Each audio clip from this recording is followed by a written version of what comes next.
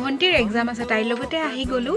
আৰু এতিয়া ৰাতিপুৱা যিহেতু ওলাইছোঁ ঘৰৰ পৰা, গাখীৰ চাহকাপ খোৱা হোৱা নাই, আৰু গাখীৰ চাহকাপ নাখালে যে মোৰ দিনটো আৰম্ভ নহয়। সেইকাৰণে চিধা কেণ্টিন গ'লোঁ, গৈ চাহকাপ খাই ৰিফ্ৰেছ হৈ মেলি তাইক এতিয়া এক্সাম হলত সোমাই দিলোঁ। সোমাই দি এতিয়া মই মানে বাহিৰতে ৱেইট কৰিম, ফিল্ডতে বহিম মানে। আৰু বতৰটো দেখিছে কি ধুনীয়া, কিনকিনীয়া বৰষুণ, আৰু কলেজৰ পৰিৱেশটো ধুনীয়া। বহি বহি ব'ৰ হৈছিলোঁ, বকুল ফুল বুটলিলোঁ, ভোক লাগিলে চিপছ খালোঁ, এনেকৈ টাইমটো পাছ কৰিছোঁ। অকলে অকলে বহিছোঁ যে মোৰ কিন্তু বেছি আমনি লগা নাই। কলেজখনৰ পৰিৱেশটো দেখিছে খুবেই ধুনীয়া, এইবিলাক এইবিলাক চাই টাইম পাছ কৰিছোঁ। আৰু এনেকৈ 3 ঘণ্টা পাৰ হ'ল। তাইও ওলাই আহিলে এক্সাম হলৰ পৰা।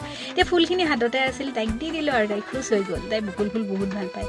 এতিয়া দুয়োজনীয়ে বাহিৰলৈ ওলাইছোঁ আৰু ইয়াতে বাছৰ কাৰণে ৱেইট কৰি আছোঁ। কিছু সময় ৱেইট কৰাৰ পাছত আমাৰ নগৰবেৰা ট্ৰেভেলাৰ আহিলে। ট্ৰেভেলাৰ যিহেতু নগৰবেলা ডাইৰেক্ট যাব, ট্ৰেভেলাৰতে উঠি দিলোঁ। এতিয়া গৈ আছোঁ, গোটেই ৰাস্তা বৰষুণে মুঠতে। এইকেইদিন বতৰটো এনেকুৱাই আৰু চবফালে পানী হৈ গৈছে। 7টা মানত নগৰবেৰা পালোঁ, আৰু নগৰবেৰাৰ পৰা ৰিক্সা লৈছোঁ। ৰিক্সাত দেখিছে বৰষুণটো বেছি হৈছে, ৰিক্সাত যে আমাৰ তিতিবুৰি অৱস্থা নাই। এনেকৈ কোনোমতে 7:30টাত ঘৰ পাইছোঁ, আৰু এইকেইটা দেখিছে কি আনিছোঁ বুলি উৎপাত লগাইছে।